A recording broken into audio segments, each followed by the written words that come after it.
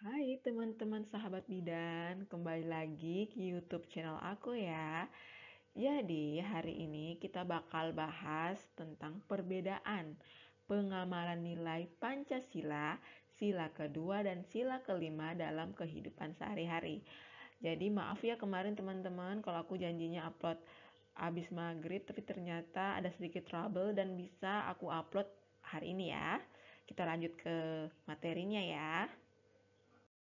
Nah, sila kedua ini kemanusiaan yang adil dan beradab. Terdiri dari 10 poin ya. Yang pertama, mengakui dan memperlakukan manusia sesuai dengan harkat dan martabatnya sebagai makhluk Tuhan yang Maha Esa. Yang kedua, mengakui persamaan derajat, persamaan hak, kewajiban asasi setiap manusia tanpa membeda-bedakan suku, keturunan, agama, kepercayaan, jenis kelamin, kedudukan sosial, dan warna kulit.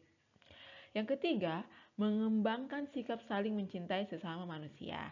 Yang keempat, mengembangkan sikap saling tenggang rasa dan tepa selira atau biasa orang sebut itu tepo seliro.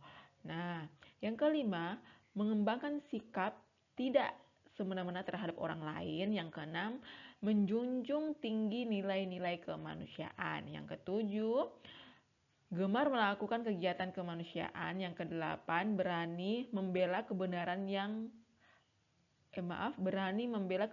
dan berkeadilan.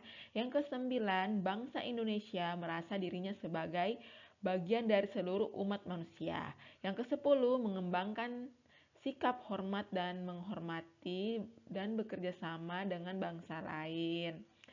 Lanjut ya, sila kelima, keadilan sosial bagi seluruh rakyat Indonesia. Terdiri dari 11 poin. Yang pertama, mengembangkan perbuatan yang luhur yang mencerminkan sikap dan suasana kekeluargaan dan gotong royong. Yang kedua, mengembangkan sikap adil terhadap sesama. Yang ketiga, menjaga keseimbangan antara hak dan kewajiban. Yang keempat, menghormati hak orang lain. Yang kelima, suka memberi pertolongan kepada orang lain agar dapat berdiri sendiri. Yang keenam, tidak menggunakan hak milik untuk usaha-usaha yang bersifat pemerasan terhadap orang lain. Yang ketujuh, menggunakan hak milik untuk hal-hal yang bersifat pemborosan dan gaya hidup mewah.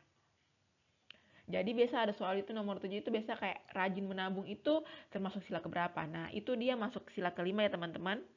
Itu pernah saya dapat soalnya di tahun 2019 kalau tidak salah ya. Nomor 8, tidak menggunakan hak milik untuk bertentangan dengan atau merugikan kepentingan umum. Kesembilan, suka bekerja keras. 10, menghargai karya orang lain yang bermanfaat bagi kemampuan dan kesejahteraan bersama. Nah, nomor 10 ini pernah juga saya baca soal itu ini dia. Menghargai karya orang lain terus tidak melakukan plagiat itu mencerminkan sila keberapa. Oke, teman-teman. Lanjut ya, nomor 11, suka melakukan kegiatan dalam rangka mewujudkan kemajuan yang setara dan berkeadilan sosial. Oke teman-teman, jadi dari kedua sila ini, sila kedua dan sila kelima ini, teman-teman bisa membedakan toh? Atau masih bingung ini, apa perbedaan dan kesamaannya? Karena sama-sama ini tentang keadilan. Oke, kita lanjut ya. Nah, teman-teman, setelah tadi kita membahas poin-poin dari sila kedua dan sila kelima, sekarang kita cari persamaan dan perbedaannya ya. Di sini persamaannya, sila kedua dan sila kelima itu sama-sama membahas tentang hubungan antara manusia dan hak serta keadilannya. Nah, perbedaannya apa? Di sila kedua, di situ dia memandang manusia sebagai manusia yang individu, yaitu mempunyai hak asasi manusia yang dimiliki sejak lahir. Memiliki keadilan yang dibahas di sini adalah keadilan tidak membeda-bedakan manusia yang satu dengan manusia yang lain berdasarkan suku, agama, dan ras. Sedangkan pada sila kelima, di sini yang dimaksud manusia di situ adalah manusia sebagai kelompok atau anggota masyarakat begitu. Sedangkan hak yang dimaksud di sini adalah hak sebagai anggota kelompok. Jadi haknya sebagai masyarakat, hak sebagai anggota kelompok, bukan hak sebagai individu. Kalau sebagai individu dia itu di sila kedua.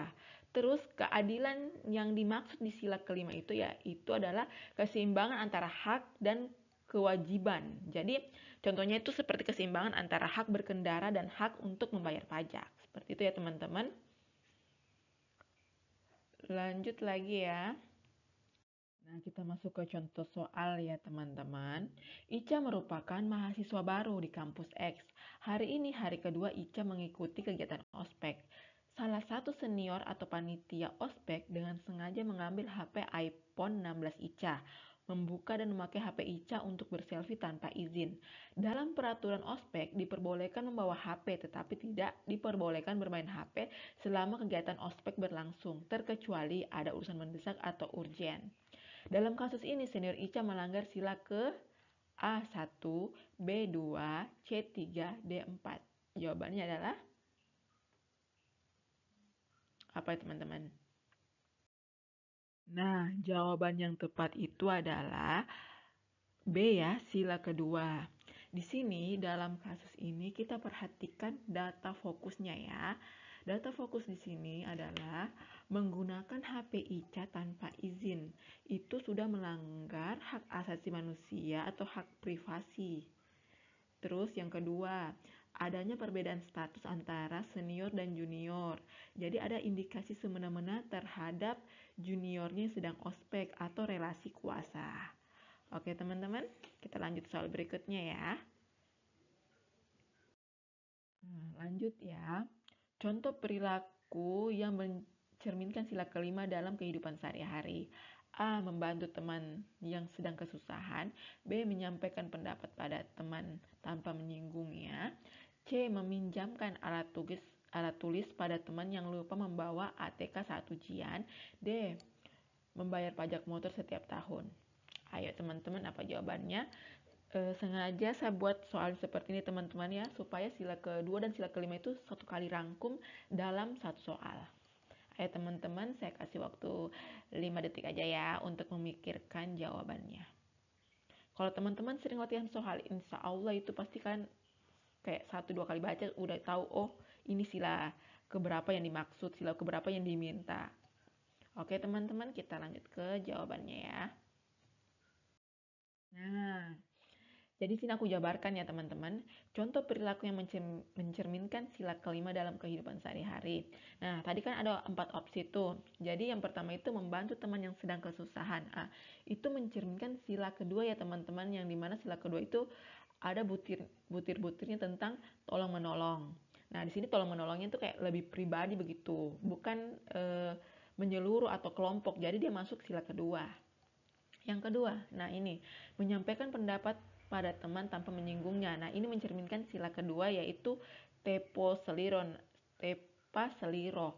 Nah, ini juga pernah keluar waktu saya ujian CPNS itu 2019 pernah keluar dan 2020 juga pernah keluar. Lanjut ya. Untuk opsi C, ini sama. Meminjamkan alat tulis pada teman yang lupa membawa ATK saat ujian mencerminkan itu sila kedua ya teman-teman, tolong menolong. Nah, ini dia. Jawaban yang paling tepat itu adalah D ya. Membayar pajak motor setiap tahun mencerminkan sila kelima. Karena di sini tercermin antara hak dan kewajiban sebagai masyarakat yang patuh untuk membayar pajak pada daerah, yang dimana uang dari pajak itu akan digunakan untuk membangun fasilitas umum yang menjadi wewenang pemerintah daerah. Jadi ada poin yang dari sila kelima tadi ya, antara hak dan kewajiban harus seimbang sebagai anggota kelompok atau anggota masyarakat. Oke teman-teman, udah paham belum? Oke lanjut. Soal selanjutnya ya teman-teman. Rian merupakan pegawai baru di kota X. Rian mengadukan pungli yang dialaminya di media sosial dengan menggunakan nama samaran, sehingga ada pihak-pihak yang merasa dirugikan.